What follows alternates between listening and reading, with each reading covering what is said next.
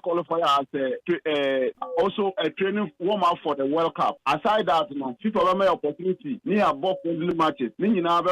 I'm a team now prepared for the World Cup. I have no doubt at all that with the current crop of players that we have, then with the current tactical technical team that we have, and with the current GFA Black Star Management Committee that we have, I have no doubt that we put all the necessary things in place. And Nana Danto Akufo-Addo has promised that he has charged me to ensure that every logistics or financial means that the team needs, we should work around it and make sure that we provide for them, so that they will go to Qatar not only to be just to go there and participate, but to go there and make an impact, because we have a rich history as far as World Cup is concerned. In 2006, you call Germany. Yes, in Ghana for 2010, yes, I call South Africa. We represented the entire continent as far as the World Cup was concerned. And 2014, yes, I call boy 116. Ghana has a rich history as far as World Cup tournament is concerned. And I have no doubt at all that this current team can also make history again. How well do you think the Black Stars will perform once they get to Qatar? I think they'll perform well. The new coach of Ghana has done a good job, especially in mobilizing some of the younger, if you like, unknown, quote, untried players, but clearly gifted and talented. And I think that these competitions, usually when you go there with people who are hungry to make a name for themselves, to prove themselves, you're probably in a good space. And do you think they'll be spurred by the fact that in their group they've got Portugal, South Korea, and Uruguay? We all know the history between Ghana and Uruguay in 2010, when they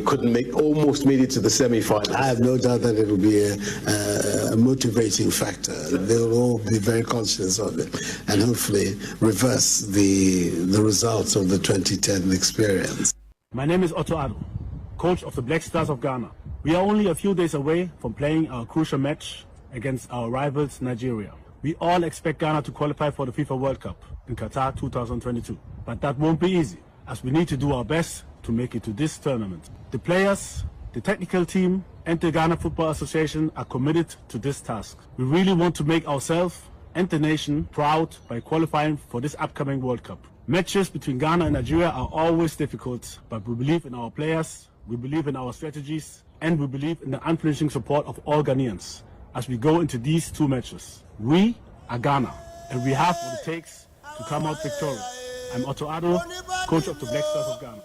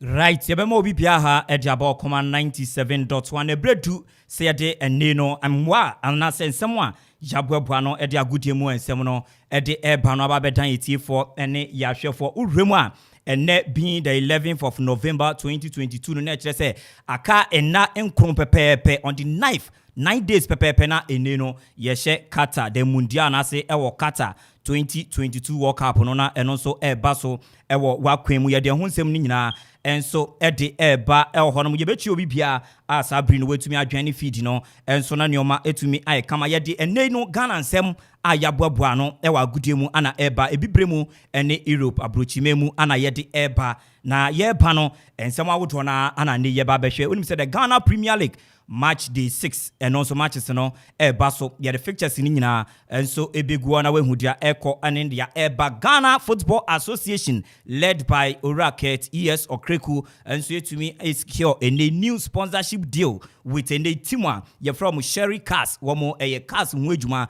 ana ene no womo oye worth $220,000 ana ene womo su ska womo pump in e Ghana Football Association no and also no na onim say ne a glorious, impressive Accra House of Folk. Urema a 111 1911 ebepimwende House of Folk enya 111th year into one anniversary no and also egusua enenoma ebetumi akonkan ti House of Folk ene womu edi woma woda yekoye nimu no yede enefobia anwum no ebetwem kakra na nenoma nso no etumi akonkan na yefriwa yebekwa amono ne unim say the top 5 major European leagues no ene ni nyina etodwa na week we no ye prepare chire kura na efe yakwa akohwemu ewo mundia na teams no eja womo players no na womo so etumi akwa agotwene womo various national teams na womo so etumi atripe to Qatar na ene World Cup no etumi abaso ehwontini ebewremu the French League Championship matches awodo ebetumi atogwa sanso na German Bundesliga uremu the ene Serie A anase Scudetto no Italy ebetumi abaso agably English Premier League no EPL matches awodo na ebetumi atogwa weekend we ne dia preparatory ne mmom no La Liga de womo kwa no La Liga womo wie weekend we games bia eniwo La Liga for be return after Christmas ye be wie World Cup no on the 18th of December no unim say na La Liga womo aya womo ma break for Christmas into players ni nyina enso ebe break na womo akọ into after Christmas ana ne La Liga ebe tumi a return but EPL any other leagues in the after World Cup no ba be bo few matches bi EPL de womo break for Christmas into eno so betumi akwa na eno so ato so Qatar teams awodo na eguso a womo announce ene no players no anase squad a womo de ka ko remu wo Qatar ada national teams ni so far de yetumi enya be 70% out of the 32 teams a womo so participate wo the upcoming mundial na ebetumi akoso no na Sadio Mane latest HSA ne openi no womo etumi enemi no into the 26-man squad at Senegal coach Aliou Cissé enso ede eko Qatar no womo etumi enemi no na Aliou Cissé ade atuga so openi no test no bibia ko kama good news ni say enya ade openi no say jubia be mu meaning say obetumi enya hoden akwakosi akan Bayern Munich womo coach aye friend Julian Nagelsmann enso ade atuga say openi no masa ahoden de ehia esia gudie chese masa life ehu hia papa and football na ye de hwe openi no ntise no wan to ne dia enya dia Bayern boboko no so bepene ama mpanifo etumi ayisu no ewo Senegal eno ne kakra eno so eba na ya hwe World Cup diaries enne teams ben ana yede wo mo ehonsem eba ama hodo miensa ana yede wo mo honsem eba United States of America wo mo national team no ye be ball mo abakwasem kakra enso ewo World Cup ni mu sanso ana Wales wo mo nso wo mo abakwasem a wo mo ewo mundial ni mu no ye de beba ana Saudi Arabia. These are the true national teams enenu yeba beka wo honsem kakra so far as a FIFA World Cup onso no eye concern anyhow impact wo so emeki in the competition ye wia na enenu United States of America ndra mbekaya ye the date ni nyina eba betugwa data ene the various national teams no bi pia ebetumi atripe alande e Qatar for the competition no so far unim say ndra being the 10th no na only one national team and obetumi movie that is the United States of America so far me no ka say ndra nwumre eba himachia wo mo attach base enso ewo Qatar anti United States of America wo mo so akwa pie mu ewo Qatar wo mo so no ye di bibia eba teams na wo mo bo Europe a wo mo break ye no players no wo ho ba embo mu so remu wo Major League Soccer eno liga wo mo ebo ewo United States of America these players a wo mo ko ni nyina any other contingent no any technical team ni nyina wo mo tumi land ye wi a the likes of Christian Pulisic no mo Sergino Dest no mo no so no ebe movie na wo makwa akwadwene wo mo group na nyoma so no etumi akonkan this and many more ana yede ebrem wa yato nudin Okoman Global Sports the Fridays edition ana yede eba nyumaku a ene wo mo eso yasen no so no ebi ene Reginest Hotel wo mo ana ne wo boa ama yede dwumedie no aba na Reginest Hotel say ene no upe baby pa ada upe baby pa aye meeting awodro press conferences awodro upe baby pa na enenu wedidi ama hoden nso wetumenya hoden a eno eye Reginest Hostel upa rooms awodro na nso ho executive rooms, twin rooms, standard rooms ene economy rooms ni nyina ebi wo hosa so na swimming pool de bia ekeka sesese no masa bucket mu aduare no edu baby eden enti wonso show crache power kakra na enioma enko kan sanso na conference room kakraka eno so ho bibia ebu ejuma na restaurant nso no eye ejuma ho wo mo kira kwan wo edukrom ekuapem ti upiem wo mountains de a edukrom ekuapem ho ana Reginest nso wo mo ebutu betumi afrem panifo ene wo mo edi nkomododo na waji nkyiremu a eno nso emu ohwam wo 0503 337788 0503 337788 and I say 0244 333373 0244 333373 now so when Reginest nso no etumi edi in common na Quick Credit Investment Micro Credit Limited womo nso no etun said dia from say massa sisi no wo hwe said the economy no eni no ma ye den a upesika kakra bi e dia so sika so aye djuma ana upesika aye business bi e dia ye nyoma fa weni eche ene Quick Credit and Investment ene no Micro Credit Limited na woni wo nso no enso endi djuma ho quick loan ana say ubetumi akoje quick loan na nyoma nso no etumi aye kama na emom no kai say terms and conditions nso no apply a ubetumi ne mpanifo nso etumi akasa na wagyenkyirem dodo na enso wa homatrufo isu 0302 200 390 0302 200 390 and I say 0596 920 833 now so on Quick Credit and Investment Micro Credit Limited and so etumi akasa sanso na Don Pablo Pap you know eye occasion kesi a papa Don Pablo Pap one so present and thank you Okoman concert and also eba thank you Okoman concert no and also eba on the 12th year ana ene eba so chenada ewo ene no Don Pablo Pap enimu a ana dwumedio ne betumi ahase 7 pm sharp na ene mpanifo so no etumi ahyehyase ewo eduwoji baby shankoma enso baby sanso ana keche ene big ene artist a wo munyina kan nyina so eba nhiraba kojo no mo and many more wo munyina enso eba DJ Vibes eba ana DJ Tommy enso ewo no mo DJ Bullet enso ewo a bibia ye kama sponsors no eye Okoman Radio ana wo nso eboa Don Pablo Pap na wo nso ede thank you Okoman concert no etumi ahyehyɛ so ochina ada ewo no mo executive producer Yenra Kofi Anson Bafo Nana Kofi Okore Ajman head of sports ene no eke enso ebo mechi doma maneno mijinemu enso ede amano zigibi eboa edinyako Facebook Mark John enso any DJ Vibes DJ Donzi ene no the finest womunyina enso etayechi ma yede Okoman Global Sports afternoon version enso etumi ede abedino eye Krobea Asante mitnemu edama eke ama dwumedie ni nso no etumi akoso kama ehwe sabri yebekọ amonone ni ahwensem baako mienu ehwo yeba na ya behwe Ghana Premier League no ene ada local stories na efe yewremu ewo World Cup diary ni ahwe the 3 nations a yedi wo modin etumi atuga United States of America Wales enso ene Saudi Arabia yeba na efe discussion segment nso no etumi ato aso ehwo na solo pasolo the paradise wetumi atenase na me mano akwaba na yenkwa amonone enso emfa embra pa akwaba Boko. Bibia kama. Obade atom. Oh, great. Oh, obade atama. O shete no so ye kama. Oh, ye da nyame ase. Debia me kan say papa oboni o ni nyina mu ye fa. Say dey ase da man no. Ye wa hoden na ye bekọ amonone aba. Ye ba na ye abehwe nsem dodo na. Eno nso honim tunu yenkọ na yenkọfa amonone nsem no emfa embra.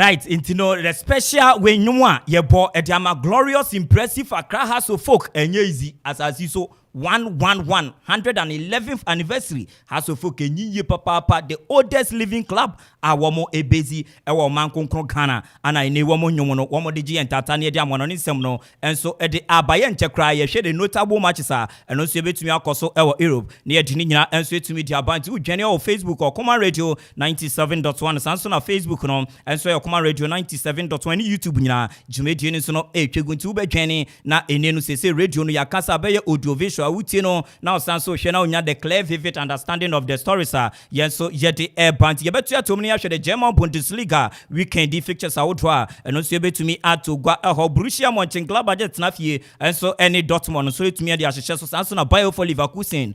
and so any Stuttgart and betumi abo sanso ana Hoffenheim any Augsburg ni Bochum Hertha Berlin any FC Cologne ebo Werder Bremen beton safre any RB Leipzig no mo against ni etumi ahye so Veltins Arena where Schalke no fie wo mo ni Bayern Munich na ebo ana Mainz eton said dia frɛ Eintracht Frankfurt na Freiburg eji game of Freiburg hona Ghana ni abranti a ye frɛ no Daniel Kofi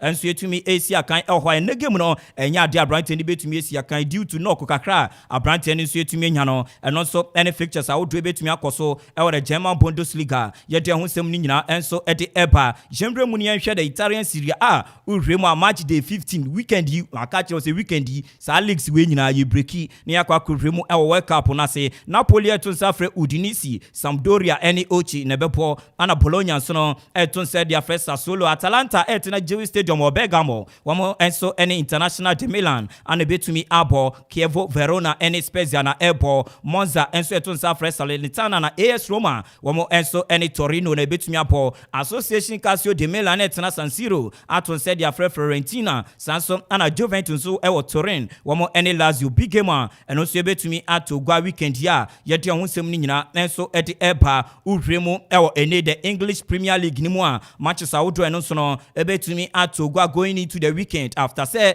ye be hwe nim say weekend we ye de preparatory ni akwakọ uremu ewo kata wo mundia na so no eno so say ne betumi akọ Manchester United and as City enso etna Tia Sports Stadium aton safre Brentford Sanson Abomo fon so no eton said ya fre Everton na wo so de sakesi no etumi ahye so Liverpool Anfield ni Southampton and Nottingham Forest eton said ya fre Crystal Palace no the game no etumi ahye so Tottenham Hotspur Stadium Tottenham one any Leicester City na airball Newcastle United etna St James's Park aton said ya fre Chelsea the Blues say ni oma ensheda enkonkan na wo so de sakesi no enso etumi ahye so Wolves in so Arsenal the Gunners ana ene no airball Mark Jones say masa ene wo mo bete wo mo ho ana say weekend yi o chenada wo mo bete wo mo ho manioma so no etumi akonkan tini Arsenal the Gunners travel to Monile na wo so de sa game no etumi ahye so horomo na Brighton and Hove Albion enso eton said ya fre Aston Villa na wo so de game no etumi ahye so na Fulham enso any Manchester United ana wo so betumi abosa game no a yete ho nsem ni nyina enso ede eba uremu enso ewo the French League championnat uhwemu a ene matches awodo bia eno so etogwa no yemfa ntugwa na efe yensi form ye mehwe nsem a no so aka no Lyon enso eton sa eda fre OGC Nice enso na Lens enso ene Clermont-Foot na ebo ohwe Stade Rennais womo enso ene Toulouse na ebetumi abo ana Paris Saint-Germain ni Ojore enso ana ebo sanso ana uremu Nantes ene AC Ajaccio ne betumi abo na Lille enso ene Angers ne betumi abo ana Montpellier enso ene Reims ebetumi abo na Brest eketim no womo so ene Troyes na Stotts ene Strasbourg enso ene Rouen an Olympique Monaco enso ene Olympique de Marseille ana ebo into ewo hono a yede ho nsem ni nyina enso ede eba uremu ewo Europe kakra onum se Sadio Mane medi kan dia kase so opani no wo mo etumi ede naka 26 man squad a wo mo ekwa kopie mu enso ewo Senegal ama ni o man so no etumi akonkan ede ama wo mti ene Sadio Mane enso etumi abo uremu a ono so ekọ ama ni o ma etumi akonkan Netherlands enso no etumi announce wo mo squad a wo mo so ede uremu ama ni o ma etumi konkan na Portugal enso etumi ediaba Uriah friend Gareth Southgate ono so the Three Lions of England endrada ono so announce squad ono so edika ko remu e wo Qatar enti ehun sem nyina no ye tena sia ye be delve deep into sa issues no na ya hwese solo ebe ni nemu a ahwe squad no as to say players bia anke wo se wo munya akwenya enso embon remu ene players bia wo montumi akọ no ye ba be hwe ni nyina ama nyoma nso no etumi akonkan a ye de ehun sem ni nyina enso ede eba enti no yebesi form ewa amanone nsem kakra yedi apano ne fe yabwewre mu ewo ende Ghana Premier League intino obema enyum no phobia 111 anniversary no zigi wo de beto so ama nioma nso etumi akonkan enso ede ama wo na bibia no enso etumi aye kama intino phobia ana eneno wo mu edi wo mawoda yebeba ne aba behwe nkomo a eno nso ewo mu yie papa phobia never say die until the bones are rotten no wo mu nso edi wo mawoda ma bibia nso no etumi aye kama ho no intino yeba na eneno yede efisem no kakra yaboaboa no nyina enso etumi ediabre etiefo.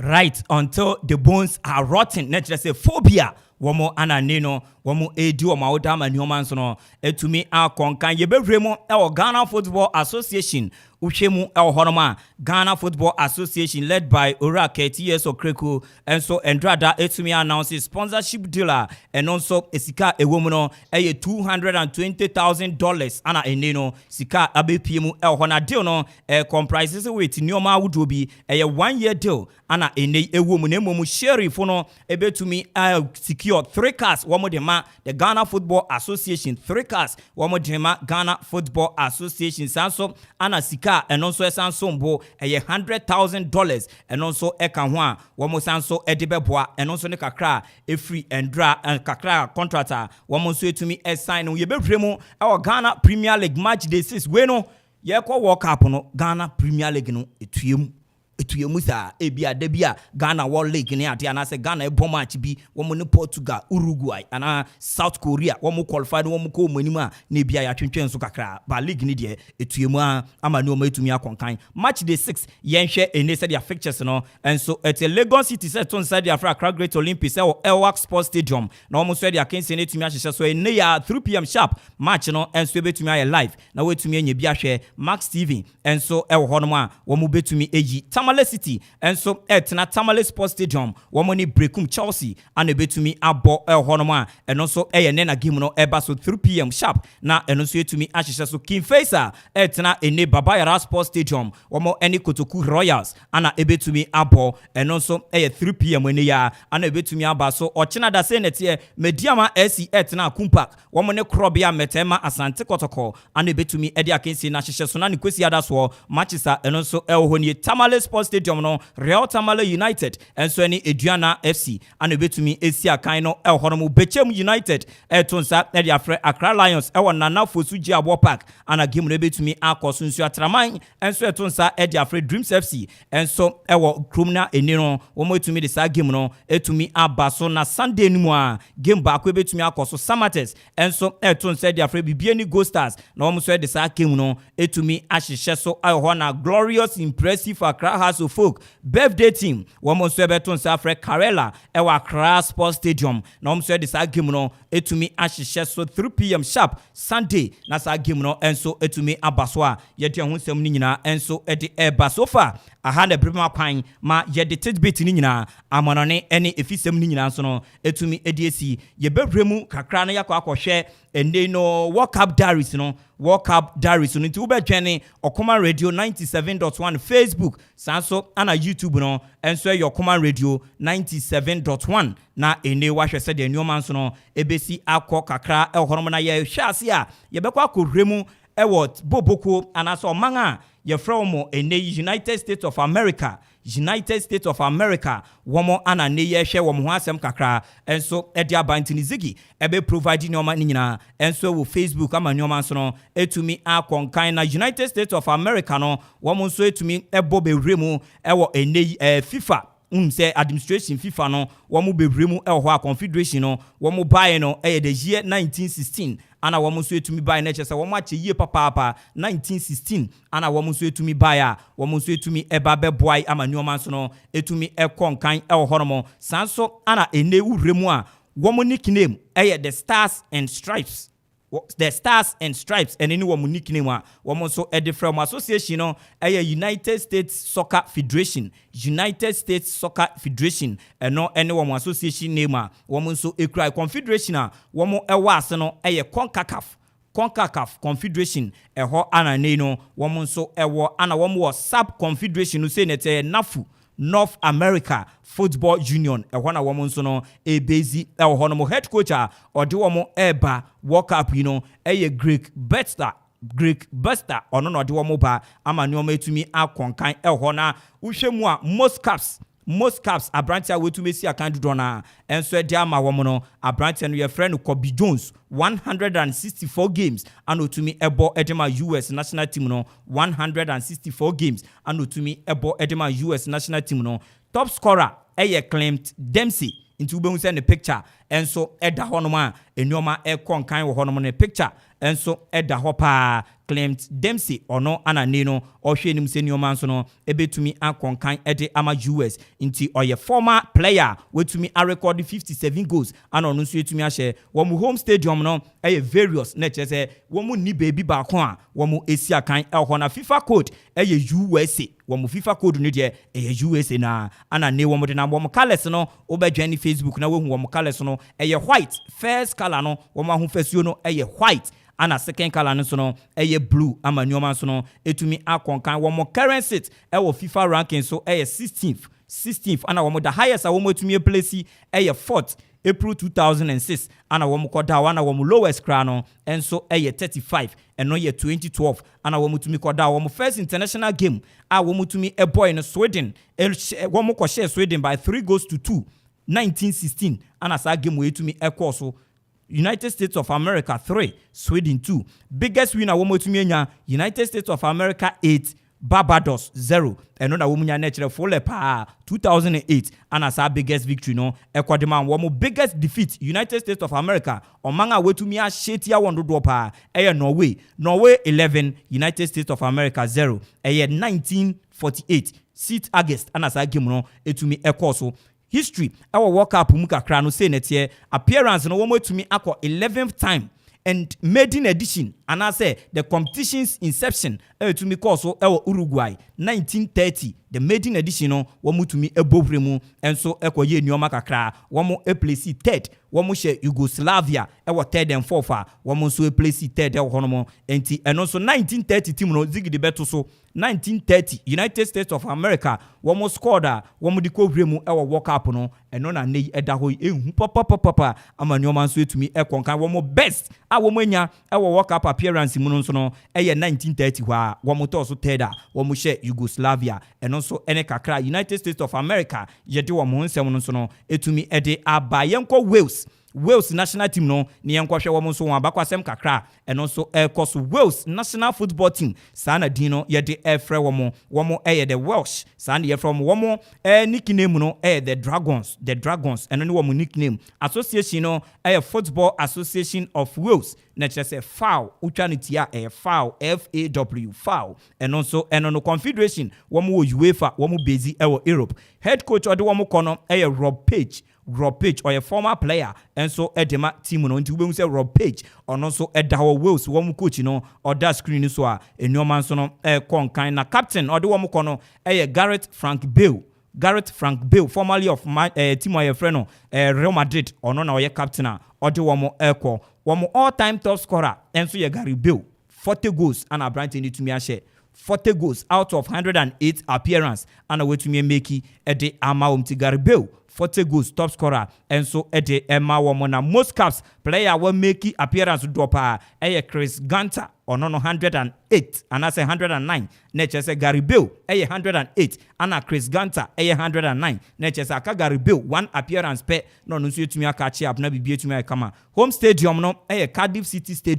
Cardiff City Stadium eno ehọ na womotai esi akan ewofie FIFA code WAL wow ehọ na ne no wo so ne wo FIFA code wow ane ene no Wales wo FIFA code home colors no anase wo ma ho face no say na tie red top eno ye first color red top ana ene no shorts no white ana red strips ni nemu a ana second color na top white ana red down eno so ene kakra wo FIFA ranking wo mo sisi ano wo mo sit 19th wo FIFA ranking so wo mo highest a wo makọ 8th position October 2015 ana lowest a wo makọ kra no August 2011 a wo mo place 117th position ana wo mo tumi die eno ene wo mo lowest kra wo mo tumi akọ first international game eba so Scotland ehye wo mo 4-0 back in 1876 ana wo mo so etumi ekodisa nkukuo no biggest winner wo manya Wales 11 Ireland nso no 0 eno netumi ekọ so 1888 and netumi ekọ so ewo Wrexham wo Wales and netumi ekọ so biggest defeat say obi ehyetia Wales no Scotland ehye 9 Wales entumi antimu agye 1878 March 23rd and as a game no eno so etumi etodwa hono ntini Wales wo mo so de no appearance wo World Cup wo makomienu pe 1958 any 2022 ya wo mokoi na Ziggy ebeboa ama 1958 ubehwe wo mo players ni bi modern ball a wo mo boy ni ade inti 1958 Wales team no eno so eda ho a obetumi enjoy sa season no a wo mutumi bobremu e wo quarter finals wo mutumi bobremu wo mo maiden edition wo mo quarter finals a Brazil and etumi eji wo mo free mu and eventually Brazil so ana 1958 otoko so eko win trophy no na kire say Wales wo mo so etumi abo wo ho modern papa ye de ho sem ni nyina enso e de eba sanso ana enenu uremu a wo mo best results no eno so eye enenu 1958 a quarter finals no wo mutumi ebremu e ho ye bebremu e wo ene Asia uremu wo Asian national teams a wo mo ka ko uremu e wo kata World Cup na se no ye uremu e wo Saudi Arabia na wo mo football name no e Saudi Arabia National Football Team Saudi Arabia National Football Team wo mo association no e Saudi Arabia Football Federation Saudi Arabia Football Federation na wo mo badge no e all green ana nchroye no ye de white ana ne netumi achrochro ama nyoma tumi akonkan nti wo mo nickname no so no e the green men nature say one be bia no e green ahaban mono kra ana wo mo nso e de enam e ho no confederation na wo mo no e Asia AFC Asian Football Confederation e ho na wo mo sub confederation a wo mo no wo mo western part of Asia WAF e ho na wo mo nso no enso e base head coach ode wo mo ko currently e the boy ni eneno ni coach open asempa Heavy Renard obeka Heavy Renard Africa de oye legend or the Zambia etumi eje AFCON or the Ivory Coast nso no etumi eje AFCON sese wakwa kopie mu Saudi Arabia national team e ho no nso coach a oje oyumoni enso de igu ni kotokum captain Salman R Faraz onene wo mo captain a ono nso lead wo mti ubemu se Heavy Renard odra so se chinchine ama nyoma konkan most caps player wa bomb matches do pa de ama Saudi Arabia national team no Mohamed Al Deya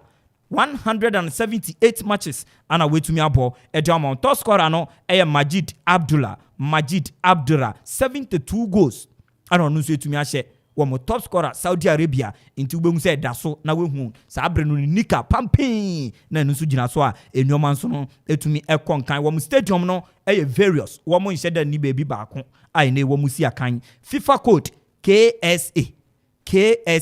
inti no Saudi Arabia wo mu FIFA code KSA na kire se we de emfa kra embehu baby a wo ka kire wo se tworo pa de awanhwa obeti senia Wales wow USA US ni ade Ghana GHA na wo ba behwe tieding no Saudi Arabia na wo mu code no KSA abe ding sa abofra bia ebetumi etwa intia no nso no wo ma ho fasio ni se netie ene no white wo mo first colors white and green strips enso ani nemu a second colors no all green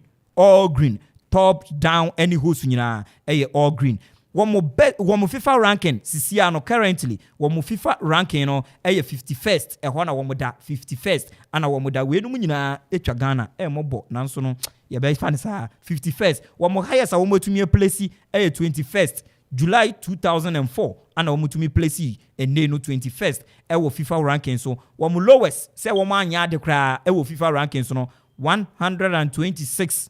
enye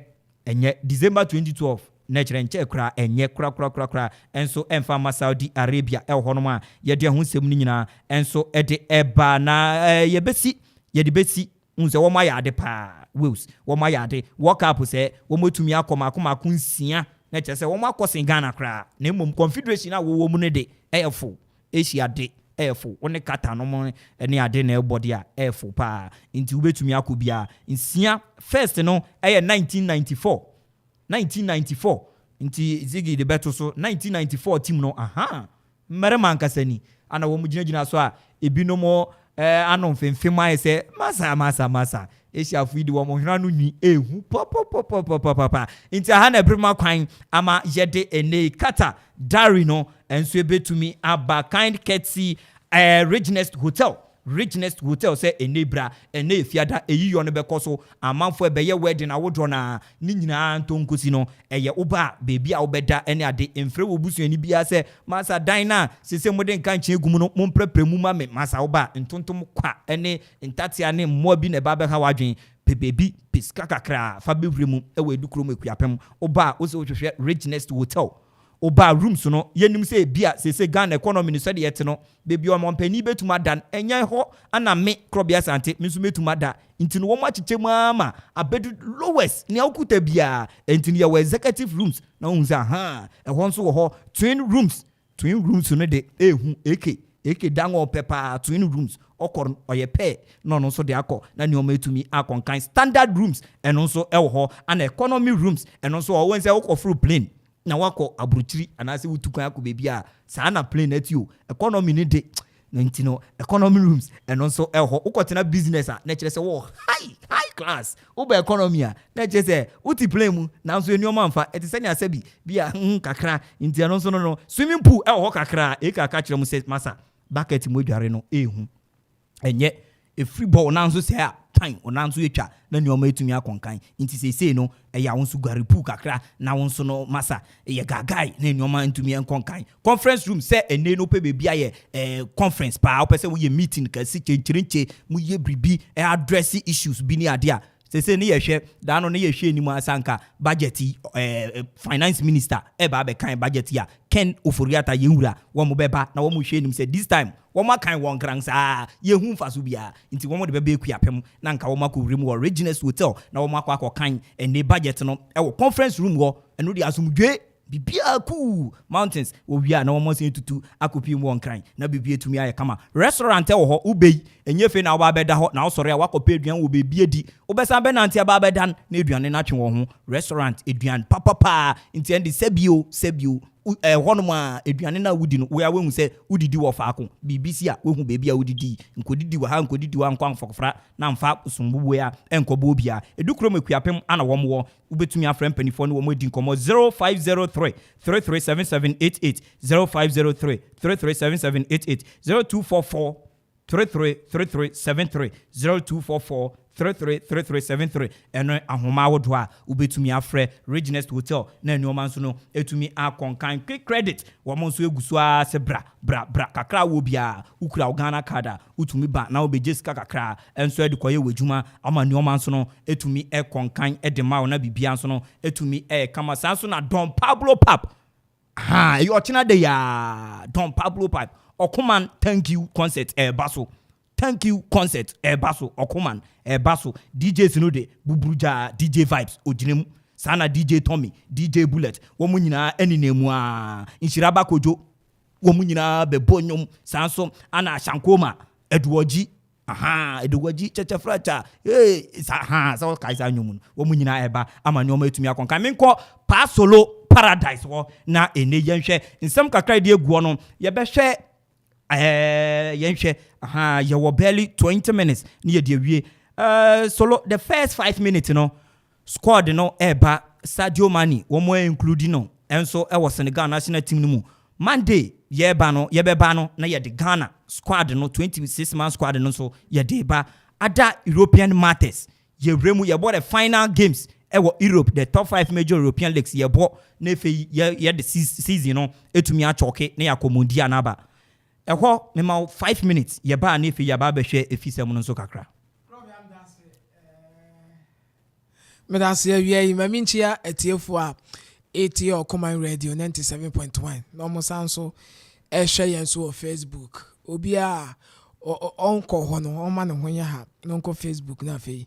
onfa comment no so nkogu na indi nkomo ewo ho time ni ntino me ncha wa ma ne bebre na World Cup ye ko World Cup anti clubs no ebe prepare omo players no for World Cup ebi be ko ebi enko ebi be twen ama other players na kwa aba and omo be bomb last game ye weekend wenti enya dia ebe to ebe easy e dia ma clubs aka na ebe tough pa because we share bit say English Premier League ni mo Chelsea this time around Newman share down ko ye FM Chelsea and we hear the performance of Newcastle of late we hear say omo bomb home then this season our league ni mo omo modern no osoro and Chelsea so be making sure say this time one also be hear say obe find things right our league name say be ya all co break na omo akwa train World Cup no after World Cup no so aba no performance no enso betumi akon kan so nti enye easy game say for Chelsea against Newcastle United team no but ni name no clubs no obi abeba no more than you call Spanish La Liga Barcelona